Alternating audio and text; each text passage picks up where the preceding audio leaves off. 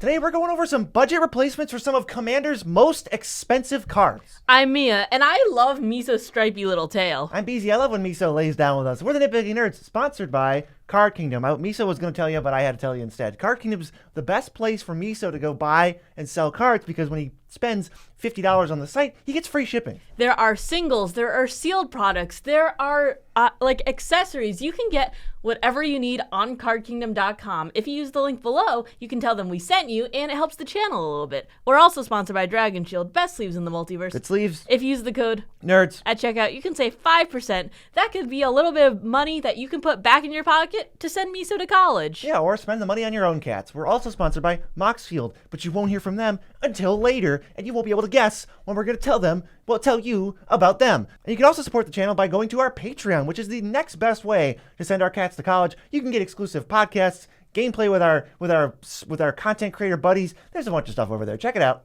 So this is the next installment in our budget alternatives series where we go over just some of the really prohibitively expensive cards in Commander. You don't need to spend $100 million to have a functional deck. So we're going to look at some of the most played staples in the format, some of the most expensive ones, and we're going to go over what about this card can we replicate on a budget? What can we get from this? What kind of cards are we looking for on a budget to duplicate its effect? The first card we want to talk about today is Cyclonic Rift, which never seems to be under $40. It's 1 and a blue for an instant. Return target non-land permanent you don't control to its owner's hand.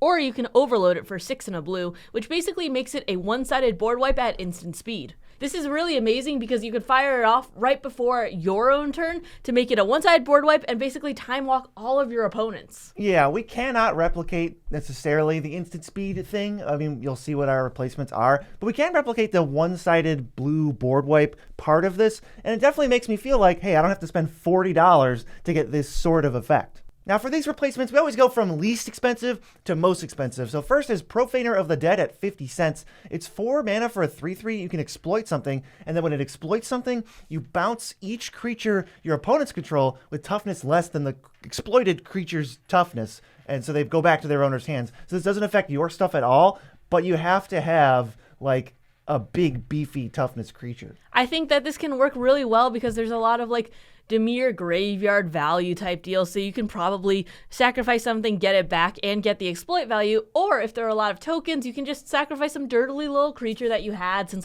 turn 2 or 3 that just somehow didn't get swept up in removal, and then bounce all of their stupid little tokens. Profaner of the Dead, it's always 4 mana, and there's a good chance that if you can sacrifice a beefy enough creature, you're bouncing most of your non-land permanents and opponents control, because most of what they control is going to be creatures. That's generally what you care about. You're not going to be bouncing their artifacts and enchantments, but you can get a pretty good impression of a one-sided wipe. If there are flicker effects like in Thassa too, this is every time it enters the battlefield, not when you cast it. So you could, in theory, sacrifice multiple creatures to get this effect multiple times if you need it. And if you have instant speed blinks, like Blur, you could get this at instant speed.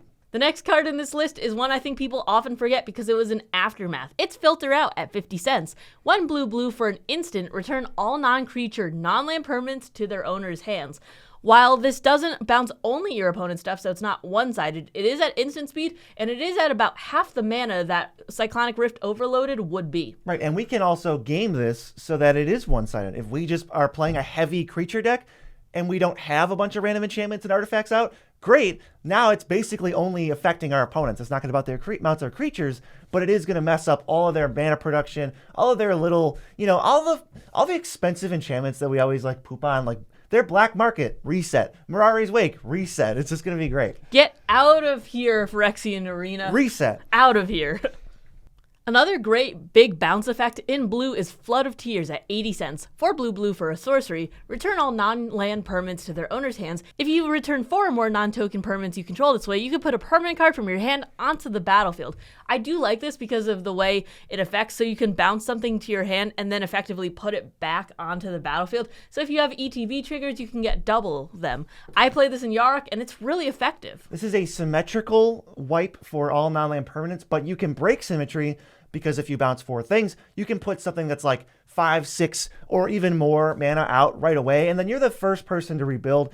There's also wombo combos if you have Omniscience in your deck, but we're not even talking about that. This is just a way to have an asymmetrical blue bounce spell. It's just a lot of value overall, and you will be ahead of your opponents because even if you drew into something really juicy that turn, you can put that down. It doesn't have to be something you bounced. Yeah, this can also, blue ramp. You can put a land out if you really want to, but I wouldn't recommend it. We also have Spectral Deluge, $1.50 for this one. 4 blue for a sorcery. Return each creature your opponents control with toughness X or less to their owner's hand, where X is the number of islands you control. 6 mana is a lot, but you can foretell it. So you pay 2 mana, exile it face down. Then for 3 mana, at a later turn, you can cast it. And as long as you have 5-6 islands, this is going to be a one-sided creature bounce for you.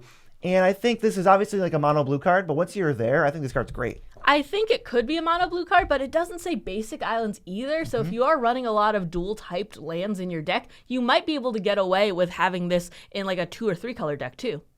Our next commander staple that just won't seem to go down in price is Shadow Spear at $25. It's 1 for an artifact. Equipped creature gets +1/+1, has trample and lifelink, and you can pay 1 to have permanents your opponent's control lose hexproof and indestructible until end of turn, and it equips for 2. So what we can replicate out of this card, we're not going to be able to really do the permanents your opponent's control lose blah blah blah.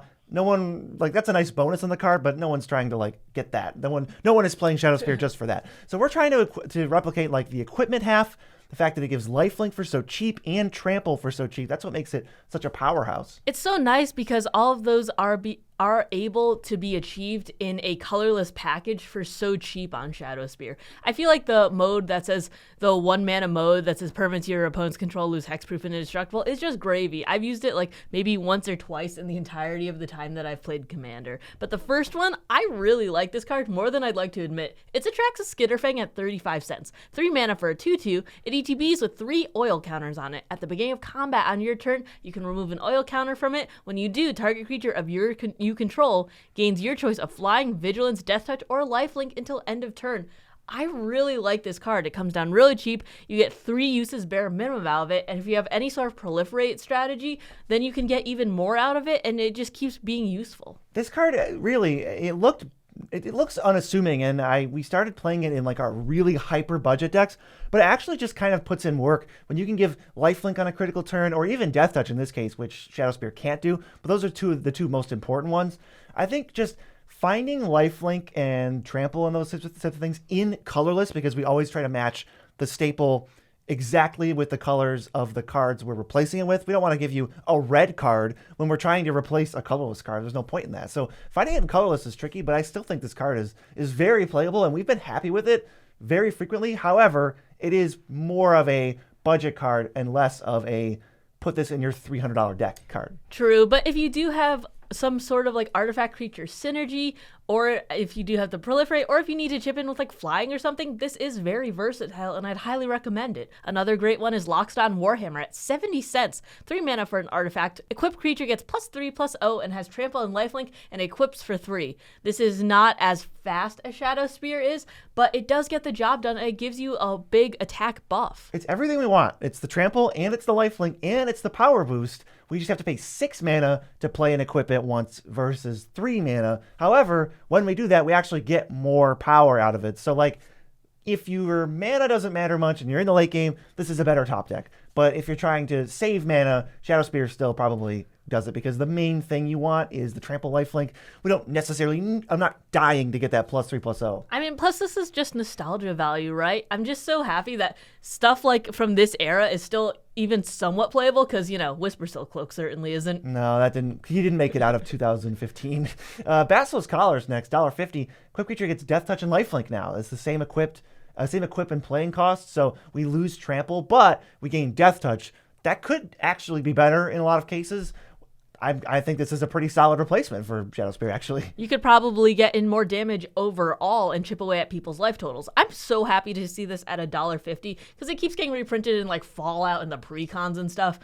It's I would pay $4 or $5 for this, and I'm under $2. That's amazing. This is my favorite way to give lifelink, I think, in colorless. It's so easy. It's cheap enough, budget and in mana. Our last one, it's a little more expensive both in mana and in mana value. It's Scavenged Brawler at $3.50. It's 6 mana for a 4/4 flying, vigilance, trample, lifelink. And you can pay 5 and exile from your graveyard to give a creature 4 counters and all of the abilities that I just listed. This is a little janky. It's expensive, but it is one of the only other ways past those first 3 to give consistent lifelink trample. And I think it's worth noting it's just a different style of card than an equipment. It also might not die if people are afraid of that last ability. So you might be able to chip in for 4 damage here, 4 damage here, because no one's really trying to like, oh yeah, I'll block it with my 8/8 and kill it, because then you'll be able to activate its last ability. Is this budget Atraxa? Because it's got the Flying Vigilance and lifelink. It's keyword soup, but for $3.50.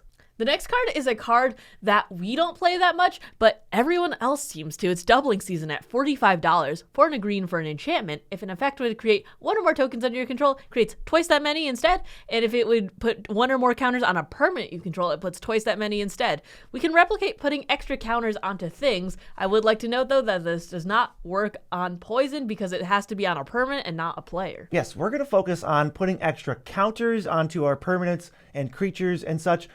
We actually did in our previous episode, which you can check out later. I'm going to link to it at the very end of this video. You can check that out where we talk about parallel lives and we talk about budget like token doublers and stuff. We're only going to address that half of this card because we've already addressed the other half. So we're going to talk about putting extra counters for cheap. The first one that is also mentioned in the previous video that I just wanted to touch on, it's like Danger Doubling Season. It's Primal Vigor. It's $7 and it's 5 mana enchantment. It's like the same thing as Doubling Season, except everyone gets it. So I like to call it Danger Doubling Season because if you have the best stuff going on, it's going to be good for you. If for some reason an opponent is about to play more tokens or put more counters, you're screwed. This is risky. This is like, I am ready. But if you do want to play this, it could be really fun. Just, play it into a board where you are going to have the best stuff overall. Another great one is Hardened Scales at $1.30. Green for an enchantment. If 1 or more 1/1 counters would be put on a creature you control, that many +1 are put on it instead. So this isn't the double effect, but this is more than you'd usually get, and it only comes down for 1 mana. So this is a great turn 1 play if you can start putting counters on turn 2. Yeah, I think if you're trying to put +1/+1 counters primarily on your creatures,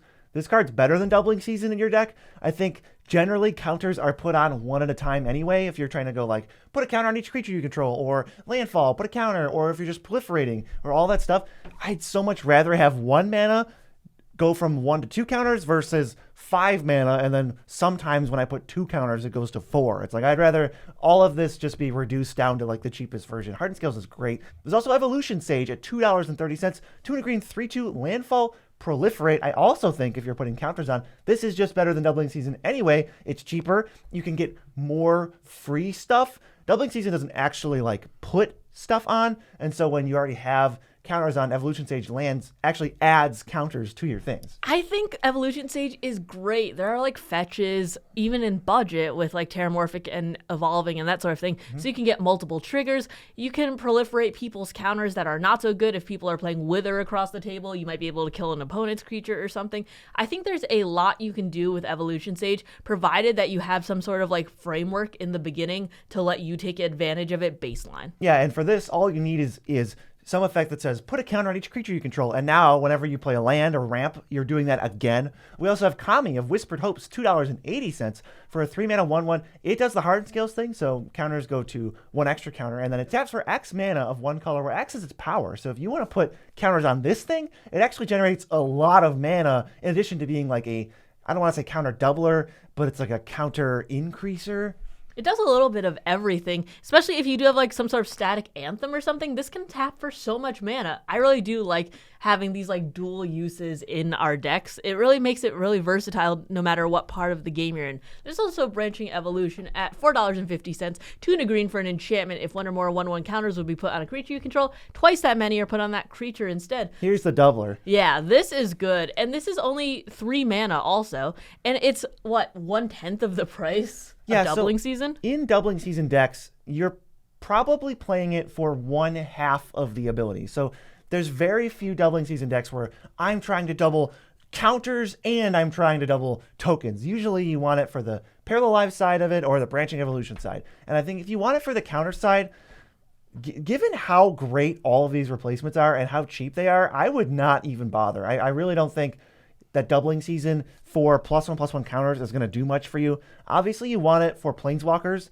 I would say you also want Evolution Sage for that. But, like, it is not necessary. It might not even be optimal to play Doubling Season in a +1/+1 counters deck because you have so many good options. There are a lot of options. Plus, I think on that like turn 4, turn 5, that's like such a crucial turn. I feel like if something dies on like on turn 2 or 3, and it's like something I was using to set up, I don't feel as bad as if I invested 5 mana into it and it just gets nuked. Our next staple is one of the most powerful and iconic blue cards of all time. You may have heard of it. It's Force of Will at $52. This is a 5-mana counterspell that you can cast for no mana by paying 1 life and exiling a blue card from your hand. And this is a stand-in for free counter magic. And obviously what we're trying to replicate is free counter magic. Can we even get free counter magic for 0 mana or very small amounts of mana for less than $52? The answer is, of course, yes. One of my favorites is Foil at 50 cents. 2 blue for an instant. You can discard an island and any other card rather than pay its mana cost and counter target spell. So if you have to spend full price for this in an emergency, it's actually better than Force of Will because it's only 4 mana. However, if you're trying to cast it for 0 mana, which is the goal, you do have to spend 2 additional cards. But I think once you're winning, and if you're trying to protect these combos, that's very doable. And I don't think people give enough respect to Foil, because I've cast this for free a lot of times, and it still saved my butt. People in the comments did ask if we do like this, and we do, but we do play a lot of non-blue heavy decks. It's just like blue as a splash. So we don't get to play this card as much as we'd like, but I do like this in a different way than I like Force of Will, because you only have to discard it instead of exile it like Force of Will does. So if you do have any recursion, you might be able to get those cards back later. The downside is, though, you do need an island, whether that is a dual-typed island or a basic island.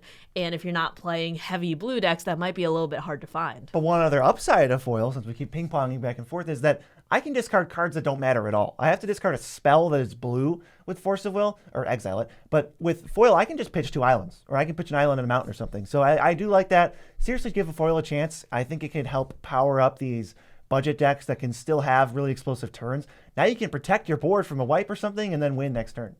Another card that I'm so surprised to see under $2 is Commandeer.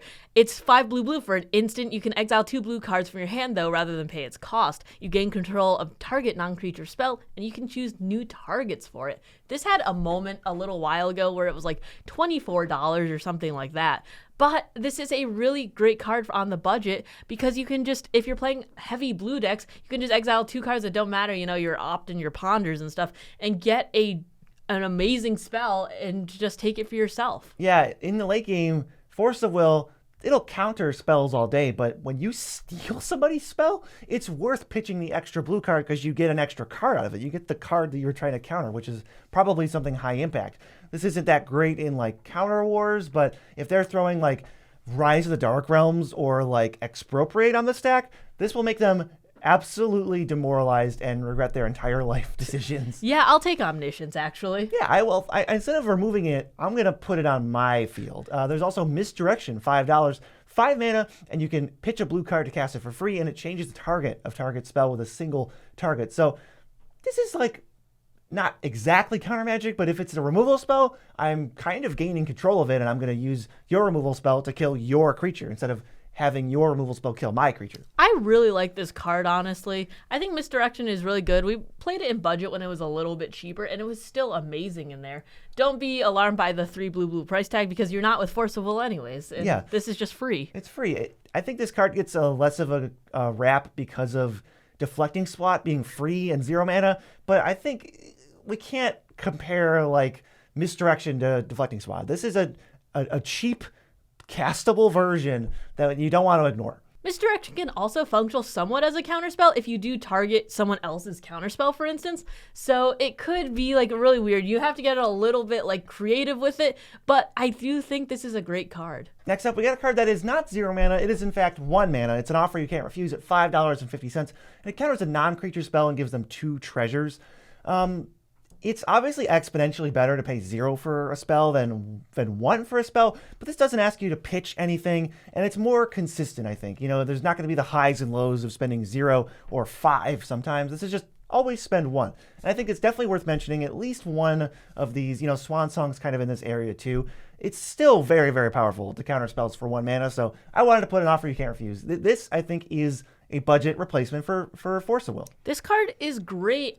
I mean, we see Force of Will and Offer in the same deck often. It's true. But the thing is like, when you are countering a spell with this, they would, even though it is like a little bit riskier because like with Force of Will, you're not giving them anything out of it. They would always rather have the spell than 2 treasure tokens. I'm not worried about the exchange rate. Next is a card that I definitely don't think is worth $85. It's Ancient Copper Dragon. 4 red for a 6/5 with flying. When it deals combat damage to a player, roll a d20. You create a number of treasure tokens equal to the result. I play Kali and I cheat this out, and I still don't think it's $85 worth, and I don't even have to pay 6 mana for it usually. Yeah, it's sort of propping up the entire Baldur's Gate set because that set had such low value. So what we're looking for out of an Ancient Copper Dragon, we can replicate on a budget. We want to just make tons of treasures. That's kind of the appeal of this. It's not really seeing a ton of play because it's a dragon. I think it would see play no matter what type it is. It's just a flying thing that when it connects makes 1,000,000 treasures. So we'll see what we can do. Starting out at 70 cents, we have Rose Room Treasurer. 4 mana 4/3. When creatures enter, you get treasures for the first 2. And then after that, you can pay X to deal X to any target. So if you have reliably 2 creatures entering under your control, that's going to build up treasures over time. And you don't have to connect for that. However, you are getting 2 treasures a turn and not 10 on average. This is a cheaper card, so we're not expecting it to blow Ancient Copper Dragon out of the water, but that's a good start. Plus, it's not a removal magnet like Ancient Copper Dragon is. You know how many times I've gotten Ancient Copper just sniped out of the air just because of like how scary that effect is? This is not going to draw the Swords to Plowshares and that sort of thing. Another card is There and Back again at $3. It's a big old saga for 5 mana, but the most important part is the third mode, which says create Smog, a legendary 6/6 dragon with flying, haste, and when it dies, you create 14 treasure tokens. That's a lot of treasures, and if you can keep creating tokens of it, the legendaries will kill each other, and so you can only have 1 at each time, and then just keep getting 14 treasures over and over. Yeah, now we do actually have a dragon that makes 1,000,000 treasures on average. This average case is much better because it can only ever be 14, which is better than 10 on average for Ancient Copper. And I think if you are trying to get 2 connections with Ancient Copper, you might be a little optimistic. I think that does not happen very often. Sometimes you can sneak out 1, but this makes you wait, but it does give you more treasures. And I like the thing that you said. It's like make tokens that are copies of this and then kill one of them and make 14 every time and just treat it like a super mega ritual. The downside is it's very slow. Yeah, I think it's very slow. It has the susceptibility to get swept up in board wipes, but it is super cool. I remember this was getting a lot more hyped up when this set came out, and I haven't seen it since. It's red ramp also. I love throwing the random... I love selling you when 6 mana cards and 5 mana cards are ramp. It makes me happy. We also have Professional Facebreaker. If you want to connect and get treasures, this turns that for all of your creatures, but only 1 per player per turn. So you can max out at 3 treasures per turn. And then if you have extra treasures laying around, you can actually stack them for value to draw cards. You probably knew about this one, but I do think it falls under the budget replacements for Ancient Copper. It's not a big, giant, explosive thing you can cheat out, but we have that for the next card. I mean, it comes down turn 3. It is reliable treasures if you can connect even with like a bunch of dirty little creatures. This is a really good card, and it's card advantage in your red decks for just 1 mana, and it's repeatable. I do love this card. I'm surprised to see it at $10, but I'm also not surprised because of just how much value it brings to the table. Yeah, so we got to talk about that other dragon I was mentioning, Cavern Horde Dragon, a $12 card. It's a 9 mana 6/6, and it costs less for the amount of artifacts an opponents control. It's got flying, trample, haste, and when it hits somebody, you get a treasure for each artifact they control. So the more artifacts they have, the cheaper this is, and the better it is. So this is like either a card that is terrible if nobody has artifacts, or it's amazing if one opponent has like 7 of them. So this is a way to connect for a lot of treasures. I mean, you know that one person, unless they just recovered from a farewell or something, is going to have a ton of artifacts, whether that's an artifact deck or it's just like the 3-color Mardu deck who needs a lot of help ramping and needs artifacts. It's just really easy, and a lot of decks do rely on like an artifact like sub-theme, even if they're not an artifact-based deck. Some decks don't care about artifacts at all, but they just happen to make tokens that are like servos or thopters or something, and then you're kind of in business. It also has trample, so it's easier to fly over those stupid thopter tokens. Cavern Horde Dragon, cheatable, dragon, connects, treasures. I feel like we did it. Haste. Next up, a white commander staple in Esper Sentinel, which is $43 right now. White for a 1/1 whenever an opponent casts their first non-creature spell each turn, draw a card unless they pay X, where X is Esper Sentinel's power. So what we're looking for to replicate here is white static card draw. White card draw that kind of comes down, We don't have to pay a ton of extra mana into it, and maybe based on what our opponents do, it can give us some cards. I love Ristic Buddy. He comes down turn 1, and if you have any Anthem effects or counters, you can put them on him, and you will get extra cards out of it. The first one is Aerial Extortionist that we're trying to replicate. It is 50 cents. It's 3 white for a 4/3 with flying. ETB or deals combat damage. You exile one target non-land permanent. For as long as that card remains exiled, its owner may cast it. Whenever another player casts a spell from anywhere other than their hand, draw a card. So this counts for the cards you exile. This counts for the Cascade, for the Commanders, whatever really. This counts for the Hideaways. This has a lot of value, and you could be drawing a lot of cards out of it. Yes, you have to pay more mana than Esper Sentinel, obviously, but the card draw is not optional, and this comes with removal when you play it and every time you connect. I love Aerial Extortionist. It's so good, and it's pretty reliable. If I play Aerial Extortionist, not only am I removing the biggest threat temporarily, but I'm pretty much guaranteed to get a card because a lot of times that person just wants to recast the threat, especially if it has flying and can block the Aerial Extortionist or something. But a lot of times people are casting their commanders or they're going, oh, Aerial Extortionist, that's kind of scary. Maybe I'll answer it next turn. And then they give you a card off of it. This card is so annoying. People don't respect it. It's really annoying. It's so good, though. I wish people would respect it a little bit more. You end up getting so many cards over it. And with the removal, it's easy to snipe the thing that could block it. And so you can just keep getting just cards and removal out of it. It sticks around for way too long and it removes way too many things, especially since it does hit every non-land permanent. Yeah, it hits everything. I love Aerial Extortionist. I also love Mangara the Diplomat, talking about cards that stick around too long.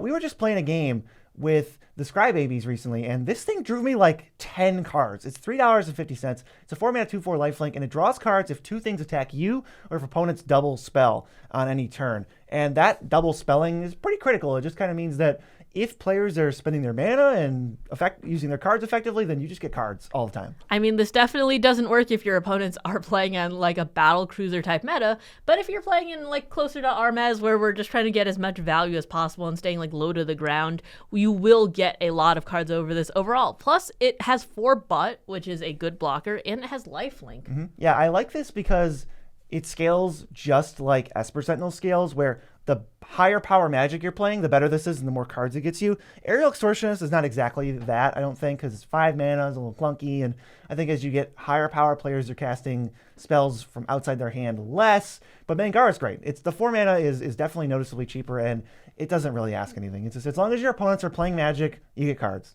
Another card that fills this like static white card draw role is one of the only other cards in Baldur's Gate that actually has value. It's Archivist of Ogma at $9, 2 mana for a 2/2 with flash. Opponent searching the library gets you cards and life. So this only is really good in like the higher powered, I'd say. But the higher power you go, the more cards and life you get off this. Yeah, alternatively, if you're playing against a lot of like Terramorphic Expanses and green decks with Cultivates and Sakura Tribe Elders and stuff, this thing's going to be an absolute house. The first one I feel like is a little free because they don't know that you have it, so you respond to it, get your card back, and now everything else that happens is gravy. This is a great card. It definitely fills that like Esper Sentinel role, and it's also only 2 mana, and it can trigger multiple times in a turn. $9 is not that bad for this too, especially since you can get so many cards out of it in the long run. And the alternative is $43. Yeah, that's really rough. There's also Chivalric Alliance, which is $10, 1 and a white for an enchantment. When you attack with 2 things, draw a card, and you can discard a card and make a 2/2. But mostly we get the static whenever we attack with stuff. We get to draw a card. It's only once per turn, but it kind of reads, as long as you have extra tokens and stuff, like you're the Monarch, you're drawing an extra card every turn.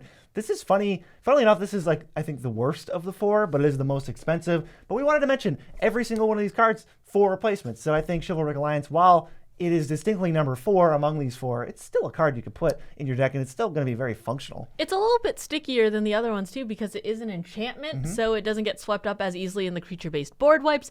And if you do need blockers and you have a lot of cards in your hand or something, I mean, I'm not sure if you will because you're white and you're looking for card draw, but you might be able to just get some bodies really quickly and swing out for like a big attack with it too. Yeah, this is much better against board wipes and stuff than the other 3 we mentioned, because like you're holding up mana, they wipe the board, great, end step, pitch 2 cards, make 2 2/2s, then untap and draw. Because you're attacking, you actually get one of your cards back. All right, time for a banger of a card. The Great Henge, $60 still. We got reprinted like 4 times and it's still $60. 7 green for an artifact. It costs X less, where X is your highest creature power, and it taps for 2 green and gains you 2 life. And whenever a non-token creature enters the battlefield under your control, put a +1/+1 counter on it, and draw a card. There's so much going on. This is a powers, matters payoff. It's card draw in green. It's mana neutral sometimes the turn you cast it. It gains you life. What we're looking to replicate is the main draw of this, the repeatable creature-based card draw. Green is actually pretty good at that. So you don't have to splurge for the Great Henge. You can go to something as dinky as Lifecrafter's Bestiary, 50 cents for an artifact, scry 1 on your upkeep, and when you cast a creature, you can pay green and draw a card. So we don't get free creature draw whenever we do this. But we do get to draw a card, and we do get a little bit of residual scry value. And it's probably, on average, cheaper to cast. You can play this turn 3, unlike the Great Henge. I like this a lot. This is just a lot of value overall, and green is not a bad just payment to get the cards to draw. And if you don't need those cards, you can save your mana for something else. I like the fact that this gives you options. Obviously, it doesn't do 10 billion things plus 1 like Great Henge does, but what other card really does, though? There's also Beast Whisperer at $3.50, 2 green for a 2/3. Whenever you cast a creature spell, you draw a card. This is pretty cool because you don't need the creature spell to resolve to get the card. Plus, it also counts as an elf, so that might matter in your Elf Matters decks. Yeah, this card's fantastic. The 4 mana is great to pay. Some decks like this better than Great Henge anyway because it's a creature, and it just sort of lets you go off. Like, it removes all the frills of the Great Henge and still ends up being a great card. It really does. I love this card in my elf-based decks, especially if you have like Priest of Titania. It can like up that count or something like that. It's a really good card. There's also Regal Force at $4.50. 7 mana for a 5/5. ETBs, draw a card for each green creature you control. Obviously, you're going to be wanting to make a lot of like dinky little tokens that are green or just have a big mono green based board overall. But this can draw you so many cards, even more than the Great Henge, I'd say, because people love to remove the Great Henge for good reason. Yeah, this is interesting. It doesn't give you any of the cards when you play the creatures, but it backloads it to where now you draw retroactively for every creature you have before. And like you said, it does count tokens, unlike the Great Henge. So this could be a card that you go to instead as like kind of an expensive card draw thing. And it's a nice burst. It's a nice burst of card draw. It's just in a little bit of a different space than the Great Henge, but I totally think it's a possible replacement. We also have Guardian Project, $5. Creatures entering with different names that are non-tokens draw you cards. See Beast Whisperer. It's like the same exact thing. Buy Beast Whisperer first because it's a creature and it's cheaper, but then buy this next because it's basically the same thing and it's very, very good. God, I love Guardian Project. It works so well for Commander. It comes down so cheaply. It's sticky because it's an enchantment. And it's $5 now because of the reprint and Fallout. It's like on all bases, it is hitting right now. I love it. And it draws in the same way as the Great Henge. They both say non-token creatures entering is what's going to draw you cards. Next up is a card we've somehow never talked about on this channel before. It's Moxfield.com. It's a website. You know we've talked about this on the channel before, but you should pay attention and keep listening because it's great. And if you're not using it, I genuinely feel bad for you because you're missing out on the intuitive UI and the ease of use for how easy it is to build and make decks. Moxfield is great. If you want to see any of these cards on there, you can try and add them to your deck. It shows you the price immediately. And if it doesn't come up, well, that's not legal for your deck anyways. It does the thinking for you. I love that about Moxfield. Right. So like if I'm a Mardu deck and I search Signet, I'm not going to get a Zorius Signet. What a waste of time that would be. It gives you only the signets that matter to you. Super, super great. Also super great is our next staple. We went big. We're going for the fetch lands this time. They're anywhere from $20 to $40, and they say pay a life, search for 2 basic land types, mountain, island, and put one of them on the battlefield. And so this can find shock lands. It can find lands with types. This is double landfall, and it is a way to shuffle your library. So what we're going to go for, fetch lands are busted, and we're not going to be able to get the absolute exact thing, but we're going to go for mana fixing or that thing I mentioned about landfall. We're getting double landfall triggers or synergy with that. I mean, regardless, it also just thins out your deck. One of them is Escape Tunnel at 35 cents. You can tap it and sack it, get a basic land card onto the battlefield and shuffle. You can also tap it and sack it. Target creature with power 2 or less can't be blocked this turn. I really like this because this does get you the effect of getting a land that is the color you need, or if you are trying to like chip in with a creature, you might be able to get extra triggers with the fact that it can't be blocked, so your creature might not die. You might get like a hit trigger, or if your opponent's like really close to dying like from poison or something, for instance, you can target somebody else's creature that is power 2 or less and just have that hit them too. Yeah, I was just going to put Evolving Wilds and Terramorphic under this, but, Escape Tunnel is technically strictly better than those cards. But yeah, don't count out the budget fetch lands. They can only find basics, but they still give you double landfall for like Evolution Sage, Tireless Tracker, and they still fix your mana. So I also want to talk about Ash Barons. I said that in the weirdest way possible. Ash, 35 cents. Basic land cycle. So you don't get the double landfall triggers, but you do get the mana fixing sort of thing. And then there is bonus of like it does still put a land in your graveyard. So it's like right around that same zone. Another one is Bounce Lands. This is a way to get that double landfall because it puts a land back into your hand. So if you didn't have a land drop for next turn, it does give you that extra thing to do. I think bounce lands are a little underrated. I like them in budget decks more so than high power decks, but there's still a way to get the same type of effect out of a land as a fetch land. I do like them too because it does give you the double pips that might really matter in the future. There's also slow fetches. They're fetches, but you don't have to pay a life, but they also come in tapped. So they're like 50 cents to $2 each, and there's the whole cycle. So I do think that this is really good if you are willing to wait a turn to get those effects. Yes, it is only the allied cycle. There are no enemy colors. There's no black-white one, but there's like grasslands, which is a green-white one. These are totally fine. I think there's maybe ways to augment if your lands enter tapped or untapped. If you can make these enter untapped with like a Amulet of Vigor or something, you're in business. And then lastly, we have a fetch land that is like the midway point between Evolving Wilds and, Misty Rainforest. It's Fabled Passage. It can only get basics, but if you have 4 more lands, which is very likely, it actually enters untapped. So I think this is a pretty great one for only $6.80. I like this. This is very flexible. Next is a card that I love for nostalgia value, but I'm surprised to see it's $38 at the moment still. It's Avacyn, Angel of Hope. 5 white for an 8/8 with flying, vigilance, and indestructible, and other permanents you control have indestructible. This is a big beater because that's 8 damage in the air with vigilance, so it's a good blocker and attacker. And it gives mass indestructible to everything you have, which is very important if you have a lot of like board wipes that could really help, or even like an Armageddon if you want to get real nasty with it. Yeah, those are the two things we're going to try to replicate with Avacyn. Either a big giant flying threat or a way to give mass indestructible to your team. So we're going to start with the big flying threat in everyone's favorite pre-con reprint fodder. It's Zatalpa, Primal Dawn at 50 cents, 1,000 mana for a 4/8, flying double strike, vigilance, trample, indestructible. So this is an indestructible big flying monster. Doesn't give indestructible to your other things, but as far as duplicating Avacyn for 50 cents, there is no better duplicate for one big indestructible threat. If I'm thinking about mono white keyword soup, this is what I'm thinking about, but this does deal 8 damage. I do like the fact that it does have trample, and it does hit like the vigilance and indestructible, so it can work in a pinch of like when you don't care about like Avacyn's like typing of being an angel or giving other things indestructible. But if you do need to give stuff indestructible, Selfless Spirit is a great way to do it too. It's $3, it's 2 mana for a 2/1 with flying, and if you sack it, creatures you control gain indestructible until end of turn.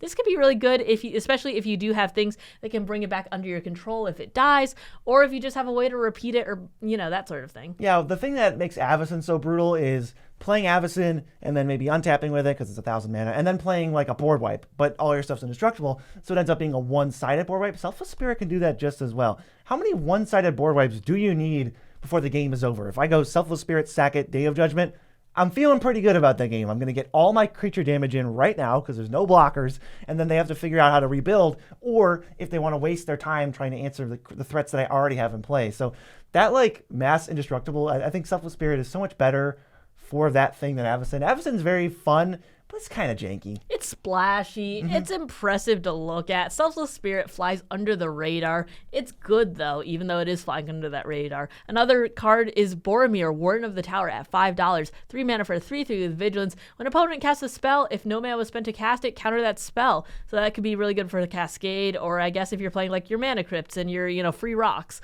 or your Baubles. Or you can sack it to just give your stuff indestructible, and the Ring tempts you. No one cares about that, but it's just another Selfless Spirit that has a little bit of extra utility. A Selfless Spirit, mostly a random flyer. This is like, hey, no Mana Crypts. 1 more mana isn't that bad for it too. It's not like you have to pay into that last ability, and maybe the Ring tempting you will matter. Probably not, but getting multiple of those effects might really be worth it in the end if your deck really needs it. All right, next card. Hear me out.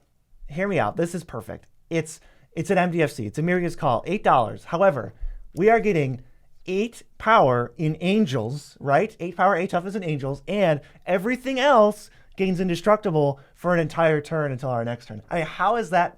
You you were going to get mad at me for saying MDFC, but you're now realizing how awesome a replacement for Avacyn this actually is. People are just going to get mad at you for saying MDFC because you said Bushwhack was an MDFC. But this is a real MDFC on the back. It also is a land that you can come in untapped for 3 life.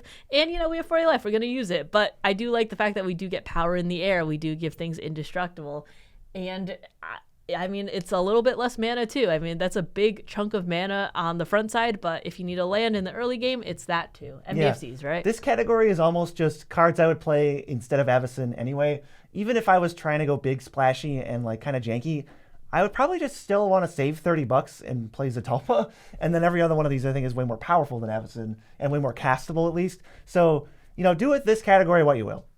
All right, our next staple wins the most overpriced award. It's Shieldred the Apocalypse at $85. It's 2 black for a 4/5 death touch. Whenever you draw a card, you gain 2 life. Whenever an opponent draws a card, they lose 2 life. This card is okay. It's totally fine. It's a way to punish opponents for drawing cards, and it's a way to have some residual life as you draw cards. And it's just $85, not for any reason that's Commander. It's frustrating because this card is very, very strong and standard. And I know that when Standard rotates, if it rotates at this rate, this will drop. But I know it's going to hold price memory, and it's probably going to be like $50 for no reason for a year after it rotates out of Standard. And so it just feels like this card is never going to get reprinted, and it's never going to be affordable. So we're going to give you some ways to replace it, and you can hopefully ignore Shieldred for the next 2 to 3 years. We're going to looking to replicate this Punisher effect for when they draw, maybe some residual life gain for us, and just sort of like that whenever someone draws a card, something happens text box. It's so insane that this is so expensive. I don't know. I sold one at $70 when it first came out. I went, it can't get more expensive than this. This is just the hype. And now it's like $90. That's so, it shines in like Nekuzar type decks. But in your average black deck, you really don't need it. But if you are having people draw a lot of cards like in Nekuzar, how about Underworld Dreams, $1.30? Black for an enchantment. Whenever an opponent draws a card, it deals 1 damage to that player. That can really add up over time, especially if your opponents have like a Rhystic Study out, for instance. Yeah, these replacements are going to be pretty simple. This takes the damage that Shieldred deals, and it cuts it in half. However, it's an enchantment. You don't get the bonus of gaining life, but you do get the bonus of, hey, it's not a creature in play. It's just an enchantment. We also have Starscream, a card you forgot about because nobody reads the Transformers. Basically, when you draw a card, if you're the Monarch, target opponent loses 2 life. And then he's got ways to make you the Monarch. I'm not going to read all 1,000 words on this thing. But once you're the Monarch, which is easy to do, you just have the target opponent loses 2. Honestly, that's pretty close. It mix and matches what Shieldred does because you're the one drawing the cards and dealing the damage instead of them drawing and losing. But I think that's pretty good. Pretty good Starscream. Plus it can hide as like an artifact too if you really need it to. But that came up on the script and my eyes like glazed over. There were so many words on every Transformer. Yeah, I think it's an artifact creature on the back, but I'm not going to dock you points for that. Let's go to Fate Unraveler. $3. It's just Underworld Dreams on a creature. It deals damage to them when they draw. If you really want to play this in a random deck, I guess you could. It punishes them over the course of the game.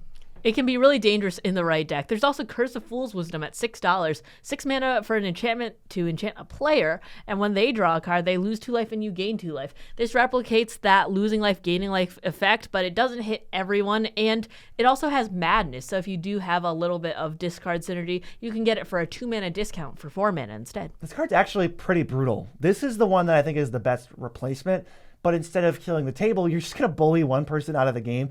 I really wish there was some way to rebuy this so that it wasn't just... It really, in every game I've seen it, it's kind of read, destroy target player, unless they remove this in 2 turns. So that's a little bit of a feel bad, but you are getting that Shieldred value for $80 less.